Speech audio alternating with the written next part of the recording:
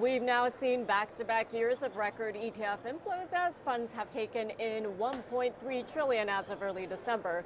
Active ETFs make up the majority of ETF launches over the past 2 years. Managers are using them to combine institutional-grade strategies with previously hard-to-access strategies. Joining me this morning is Vince Lorusso, President and CEO and Portfolio Manager for Clough Capital. Good morning, Vince. Thank you so much for joining us. Well, with ETF inflows at record levels and fundamental focused investing making a comeback, how are actively managed ETFs changing the way that investors build portfolios? Yeah, thanks for having me. We think this is a wonderful opportunity as an active manager. We're a Boston-based shop that's been investing for our clients over the last 25 years, and we've always been product agnostic, meaning the specific wrapper or the vehicle that we use to achieve our investment objectives can vary depending on the strategy and the client needs.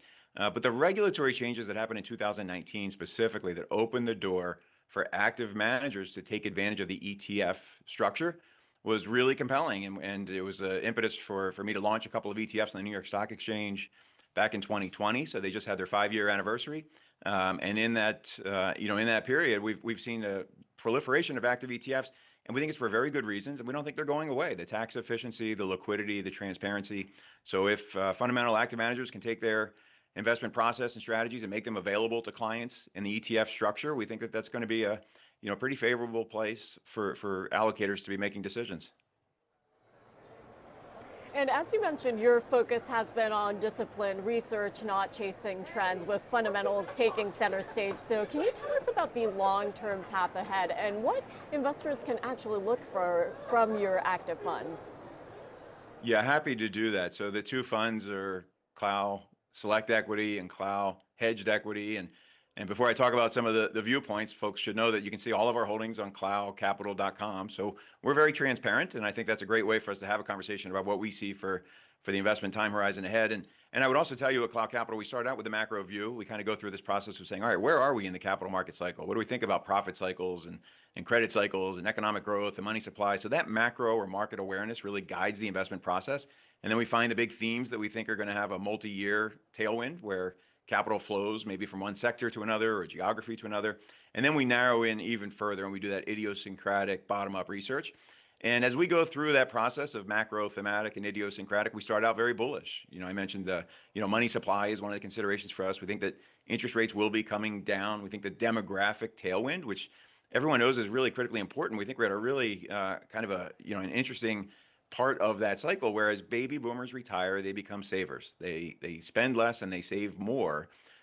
That combined with technological innovation, whether it's AI or other forms of innovation, increasing productivity, a lot of these things will bring inflation down, and that should make the Fed a little bit more accommodative. So everyone's been kind of patiently waiting for that. Meanwhile, stocks continue to work even as we wait for the Fed to be, in a comfort zone where they can lower rates even further. So again, just to kind of zoom out a little bit, our macro view is very bullish on equities. I think thematically, it is getting a little bit more interesting to be an active manager because we're not in that broad-based QE-driven, passive flows, Mag 7 tech strength, just kind of lifting all boats. We actually think you do want to be more selective right here. So you can be bullish on equities, but not necessarily the broad-based indices, which have served everyone very well for the last decade or so.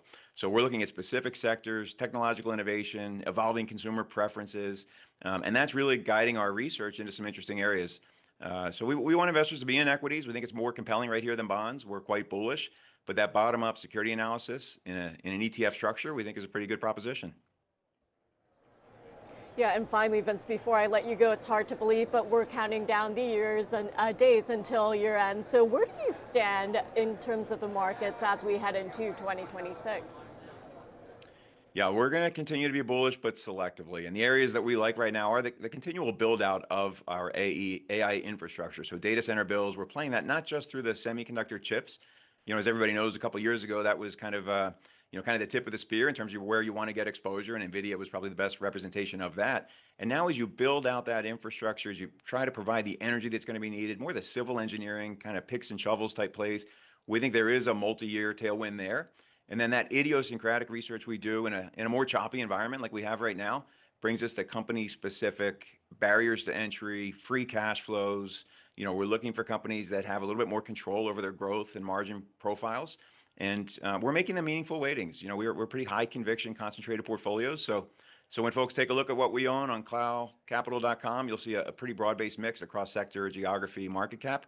But we think there are really good opportunities out there right now. Well, Vince, we will have to leave it there, but thank you so much for joining us today, and thank you so much for sharing your insights and perspective. My pleasure.